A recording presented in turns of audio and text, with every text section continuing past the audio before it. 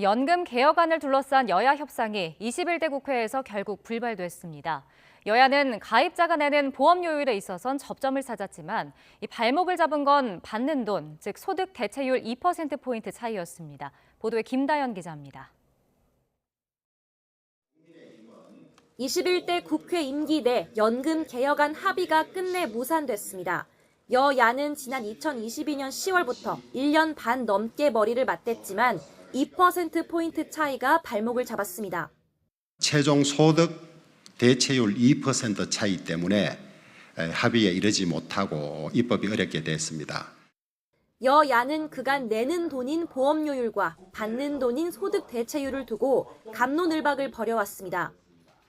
현행 국민연금 제도는 소득의 9%를 보험료로 내고 나중에 40%를 받는 보험료율 9%와 소득 대체율 40%로 운영되는데 대안은 두 가지였습니다. 보험료율을 13%로 높이고 소득 대체율도 50%로 올리는 이른바 더 내고 더 받기 안, 그리고 보험료율을 12%까지만 높이는 대신 소득 대체율은 현행대로 유지하는 더 내고 그대로 받기 안이었습니다. 여론은 더 내고 더 받는 이란이 우세했는데 여당이 미래 세대의 재정 부담을 떠넘기게 될 거라며 우려를 나타내면서 협의는 공전을 거듭했습니다.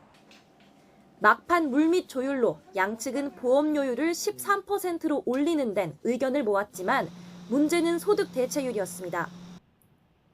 재정 안정을 위해 43%까지만 올릴 수 있다는 여당과 노후 소득 보장을 위해 45%는 돼야 한다는 야당이 끝내 합의점을 도출하지 못한 겁니다.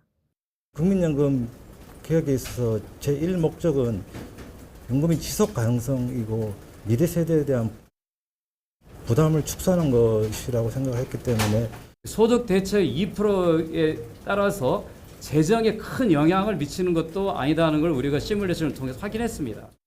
여야가 막판 절충을 시도한 건 외유성 논란이 불거진 유럽 출장 때문이란 해석도 나옵니다. 결론적으로 21대 임기 내 빈손 마감을 하게 되면서 혈세 낭비 비판은 피하기 어려워졌습니다. 또 22대 국회에선 특위 구성부터 다시 해야 하는데 연금 개혁은 더 늦어지고 시간 흐름에 따른 재정 변동 상황도 다시 검토할 수밖에 없게 됐습니다. YTN 김다연입니다.